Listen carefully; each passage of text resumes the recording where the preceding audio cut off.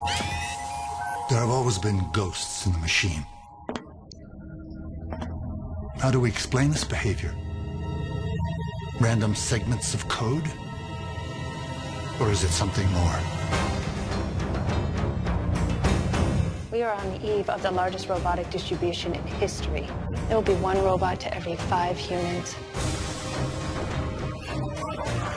How many robots have ever committed a crime? Yeah, I know. The 3 laws, your perfect circle of protection. A robot cannot harm a human being. The first law of robotics. Laws are made to be broken.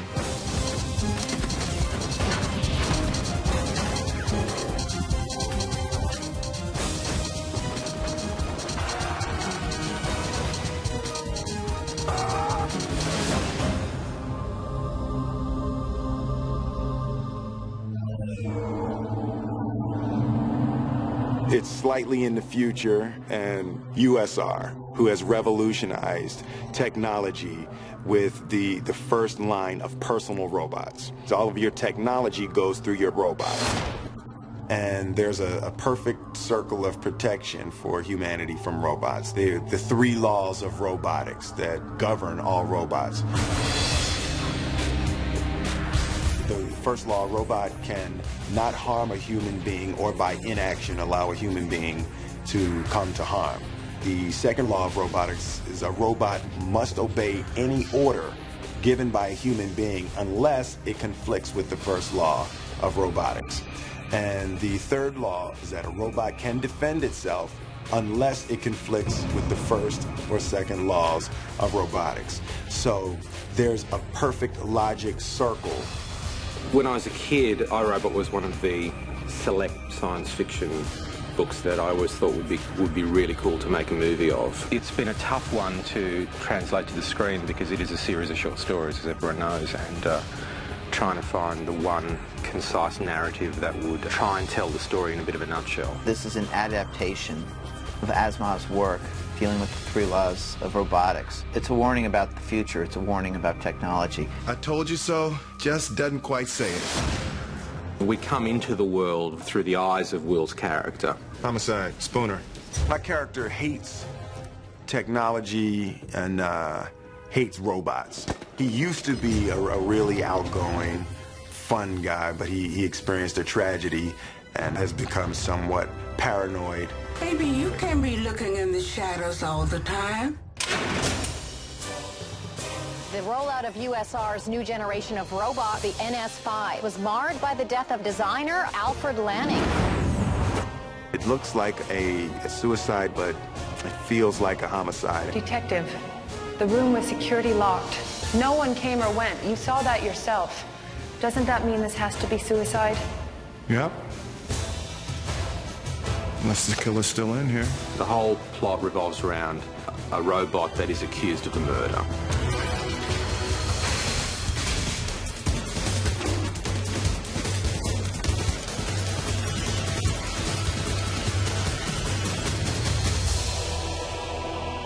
Susan Calvin, as played by Bridget Moynihan, is a character who is obviously very, comfortable with the idea of robots because she's helping create them, make them, and perfect them. Probably the polar opposite of Spooner. Very rational and focused. So it's been funny, the relationship that they have. What exactly do you do around here? I specialize in hardware to wetware interfaces in an effort to advance USR's robotic anthropomorphization program. So what exactly do you do around here? I make the robots seem more human. And wasn't that easier to say? Not really. No.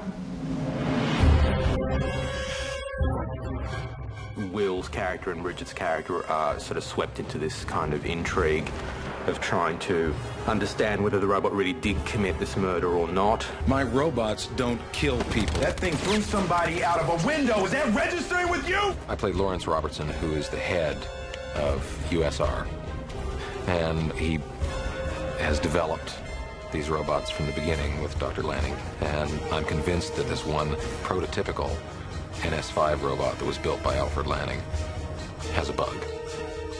Murder's a new trick for a robot. Respond. I did not murder him! And what happens in the story, as I'm investigating the murders, all of a sudden, lots of U.S. robotics technology starts to malfunction around me. Oh, hell no.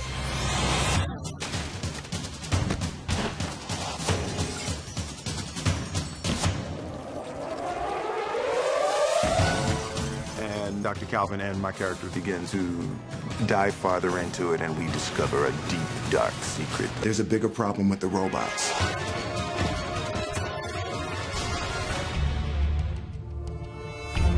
Alex was a natural. The Crow made him, I think, a cinematic hero to a lot of us. Dark City was a brilliant work.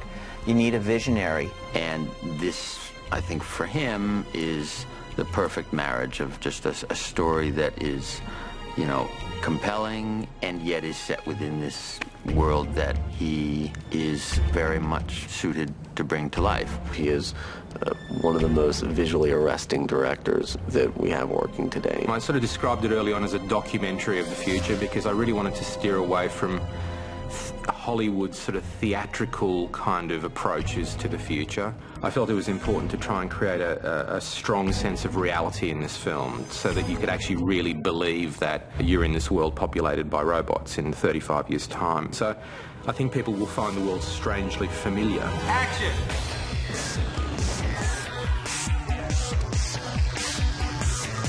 You kind of get the chance to be an urban planner for the future. What would we do? How would we do it differently? The world is just into the future. The clothes have just slightly changed a little. There'll be a 100-year-old building right next to a 1-year-old building. The cars are cool in the future. They're hot. Every vehicle you see has to be manufactured as a future element. It's been months and months and months of designing vehicles and building vehicles that appeal to a whole new way of doing things in the future. We have some cool cars with spherical wheels and they can go in any direction, which is a fun idea, but I didn't want to have flying cars. I wanted it to feel very believable, like it was a real progression from our world, and the robots themselves are such intriguing forms of technology that I didn't want to have other forms of technology getting in the way of that.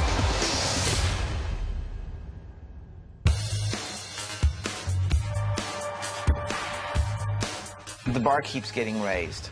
We can go beyond what we can do with human form and service our imagination.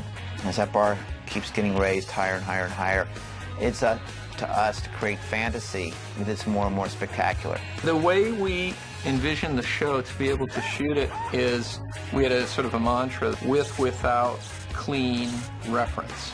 And with means with a proxy playing a robot. So the director can give direction to a being to say, move over here, stand here, this is your action, you're blocked like this. Frame it with a lens. Say, that's the way I'd like this scene to play out. And it takes it out of the synthetic world. Sonny? Sonny is played by Alan Tudyk. It's a really interesting and sort of difficult role because he is built differently from the other robots. Alan is the soul of Sonny. I'm glad to see you again, Dr. Calvin. We're animating Sonny and we're comparing the tiniest nuance that Alan makes on screen. We're analysing him to the frame and trying to have Sonny copy exactly what Alan has created. It is the same technology that they did Gollum in Two Towers. And I've seen an early version of it where we did a test of a scene, and on the screen was my face on one side and then the robot's face was split down the middle. This is why you created us.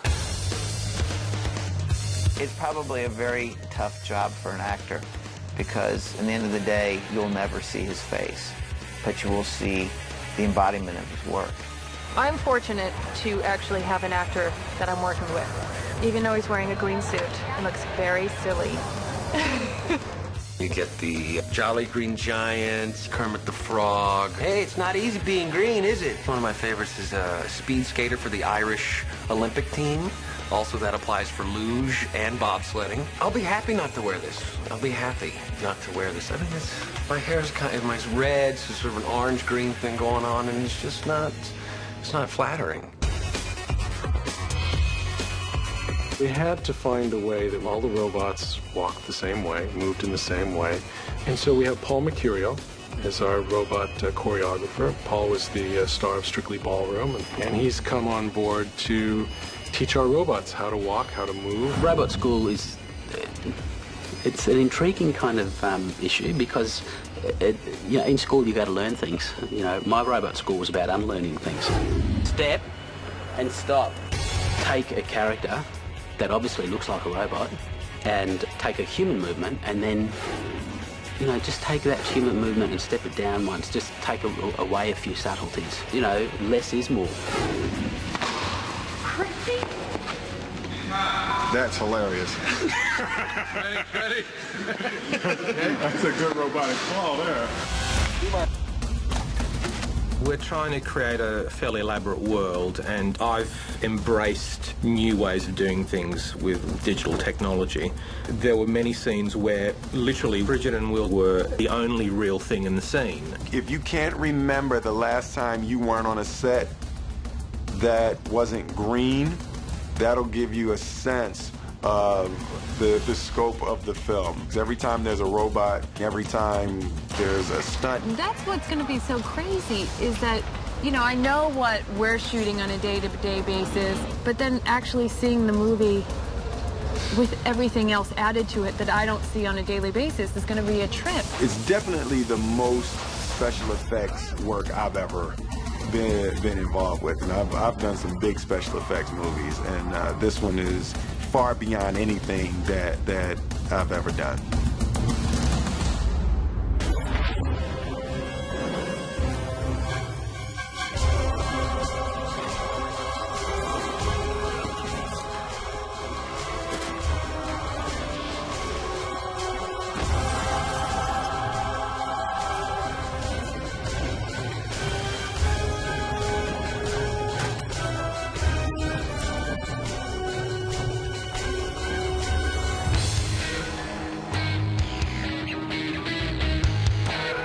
I was kind of hoping I was going to see you in one of the little, you know, green tights.